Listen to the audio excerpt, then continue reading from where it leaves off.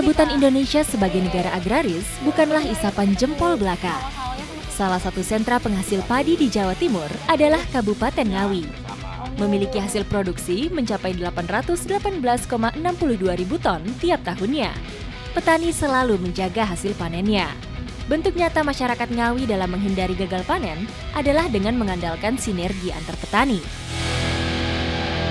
Ngawi ini terkenal sekali akan kearifan lokalnya. Nah, hari ini saya mau mengikuti aktivitas masyarakat setempat untuk membasmi hama sawah yang biasa disebut gropyoan.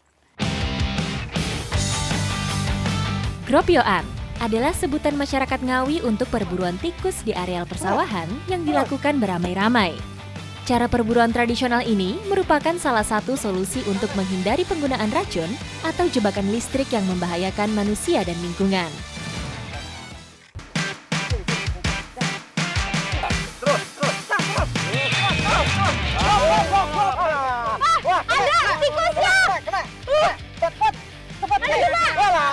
Ada dua.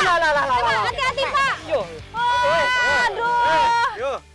Kita baru nyampe di galengannya atau tanggul-tanggulnya ini, tapi udah langsung ketemu karena memang hidupnya tuh di lubang-lubang sekitar tanggul ini. Ada lagi, Pak. Dapat lagi, Pak.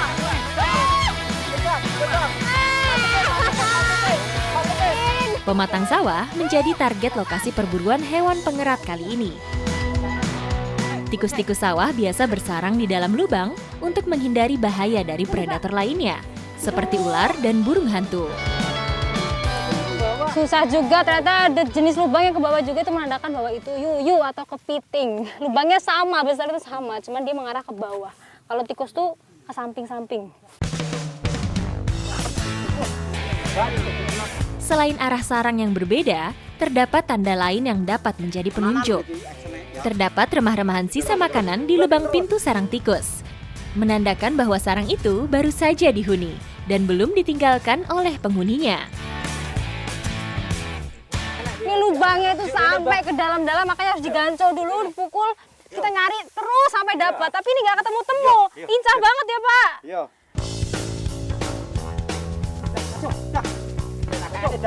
Sarang tikus yang menjalar panjang biasanya memiliki dua lubang untuk keluar masuk. Ketika kami kalah cepat, tikus dapat kabur melalui lubang kedua. Pencegahannya dengan mengawasi dan menutup seluruh lubang tikus terlebih dahulu. Oh, bocah wis gak tinggoni ronge. Wes ngalinggon. Wah, pinter tikose iki. Lah. Wes. Tikusnya pintar. Pinter ya ram tikose. Kita masih kalah pintar kurang cekatan ya. Dan emang biasa nyarinya tuh siang-siang kayak begini. Karena tikus itu kan hewan nokturnal. Jadi waktu malam hari mereka cari makan dan siang-siang ini waktunya tidur. Tapi kok masih susah juga ya dicari.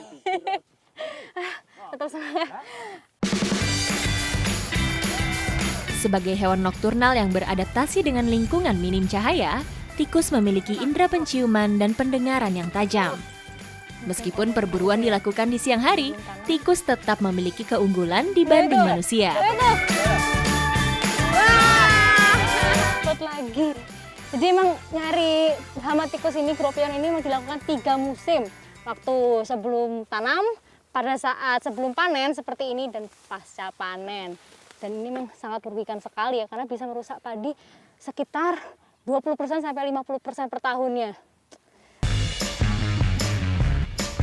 Tikus merupakan binatang yang sangat ekspansif karena siklus perkembangbiakannya yang singkat.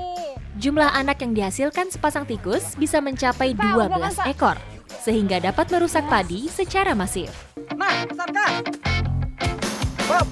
Itu. Mana? Waduh.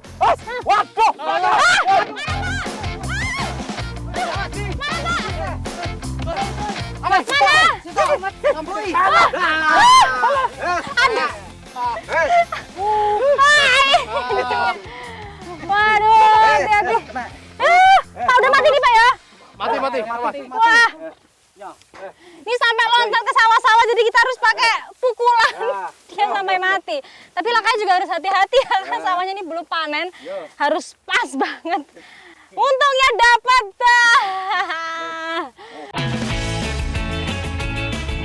Tak hanya merusak tanaman padi saja, hewan pengerat juga merupakan sumber penyakit. tikus dapat menyebabkan 35 penyakit berbahaya pada manusia. Nah, jadi memang gropiokan ini memang masih dipertahankan masyarakat karena selain efektif, murah dari segi risiko juga lebih aman daripada alat modern. Dan yang paling saya suka nih, gotong royong dan kerjasamanya sangat solid sekali. Ikuti jejak saya, jejak petualang.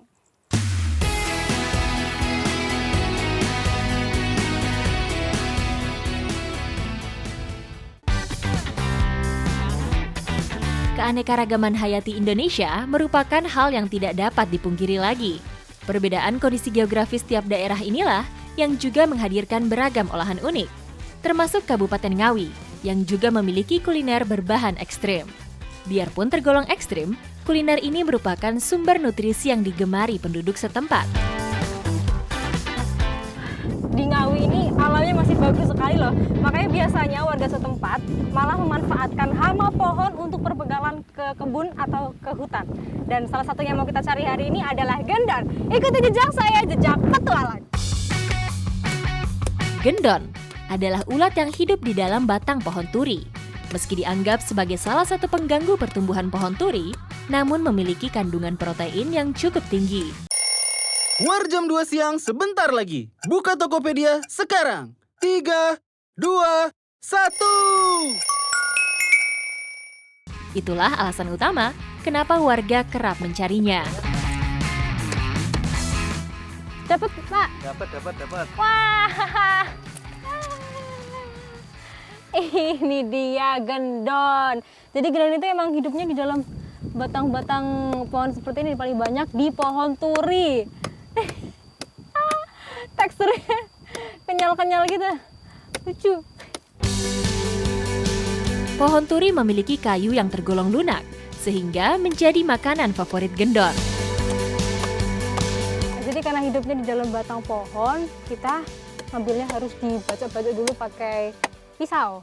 Dan dia ada lubang, kalau ada lubang pasti ada gendonnya. Ketemu, Pak. Gendon akan meninggalkan jejak berupa serbuk kayu. Apabila sudah terdapat tanda-tanda sarang gendon, pohon turi yang sudah rusak ini harus dibelah untuk bisa mengambil gendonnya. Kecil ya? Kok merah warnanya? Oh, ini Mas Tani dapat gendon yang kecil. Jadi kalau lebih kecil, masih muda, warnanya merah seperti ini. Kalau yang tadi kita sudah dapat, ukurannya sudah sedang. Berbeda sekali ya. Di fase pertumbuhan awal, gendon yang masih berwarna merah ini berlanjut ke proses penggemukan.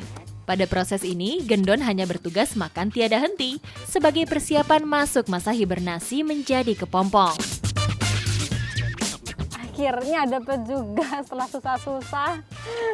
Bacok loh, setengah pohon dibacok Pak Heru. Dapat kita akhirnya, karena emang gak ketebak ya. Di dalam satu pohon kita nggak tahu ada berapa gendon, tergantung rezekinya juga. Lumayan nih tadi dapat banyak ya Pak.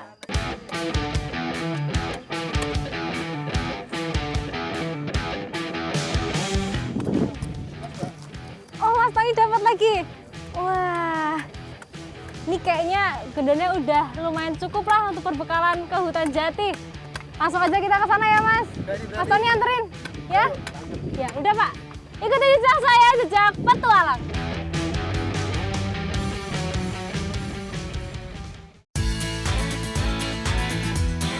Kuliner unik khas Ngawi tidak hanya berasal dari ulat turi saja.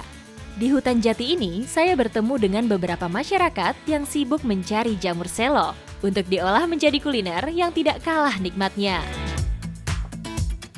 Nah, jadi biasanya warga desa Pelanglor ini kalau ke hutan nyari jamur selok. Jamur selo yang diambil dari kata selo atau batu menandakan bahwa jamur ini seringkali ditemukan menempel pada bebatuan. Meskipun dinamakan jamur selo, tanaman ini justru termasuk ke dalam jenis alga atau yang secara ilmiah disebut sebagai cyanobacteria.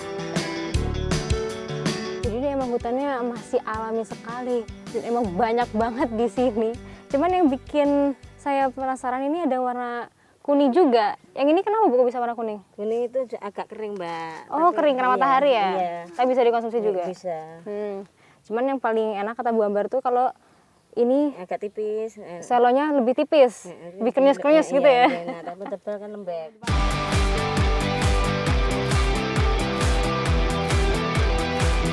Konsumsi bisa dijual juga. Nah, Berapa harganya? ya, 2000. 2000? Iya. Seberapa tuh 2000? Oh murah. Satu cowok. Oh, 2000. 2000 terus kirain sekilo gitu, segini doang. 2000. Satu genggam. Satu genggam 2000. Luar biasa, selain dikonsumsi, jamur selo ini punya nilai jual yang tinggi. Tapi kalau saya yang jualan pasti rugi, Bu. Iya. Karena genggaman saya cuma segini. Di daratan Asia, jamur selo memang sudah lumrah untuk dikonsumsi. Selain sebagai bahan makanan, jamur batu ini juga dipercaya memiliki khasiat sebagai obat herbal.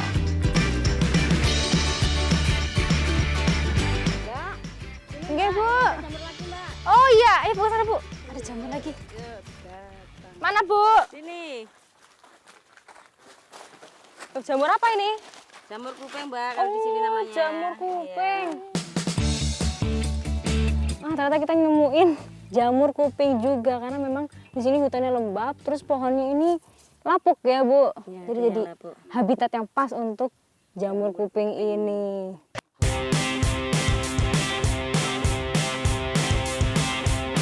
Jamurnya biasanya dimasak apa? Tumis, Mbak. Tumis.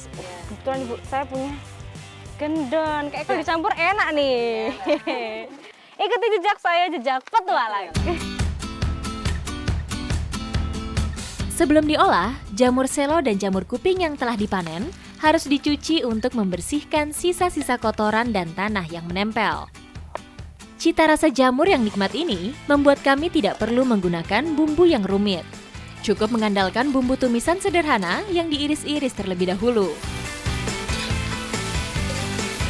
Olahan jamur akan kami padukan dengan gendon yang sudah saya siapkan sebelumnya. Gendon cukup dilumuri garam dan digoreng hingga garing. Udah matang nih dari aromanya nih. Udah harum sekali, sedap ya, Bu ya. Udah gak sabar, langsung aja kita makan. Bu, jangan lupa ini dong, pakai gendonnya. Gendon memang merupakan sumber protein yang bagus, namun harus bijak dalam mengonsumsi ulat ini. Bagi tubuh yang tidak tahan dengan protein tinggi, akan memiliki efek samping gatal-gatal hingga sesak nafas. Gurih. Terus kayak ada juicy-nya gitu, apa ya? Apa ada kadar minyaknya ya, Bu? Enggak, lemak. Lemaknya. Enak sih. Boleh dicampur pakai ini, jamurnya. Makin sedap.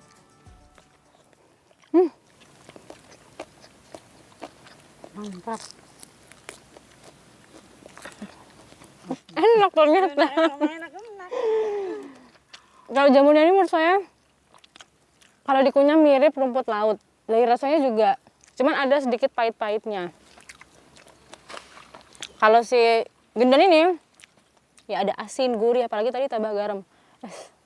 Mantap, perpaduan yang sempurna. Lauk yang kaya protein bersanding dengan jamur selo yang kaya antioksidan, menjadikan santapan kami tak hanya lezat, namun juga bergizi.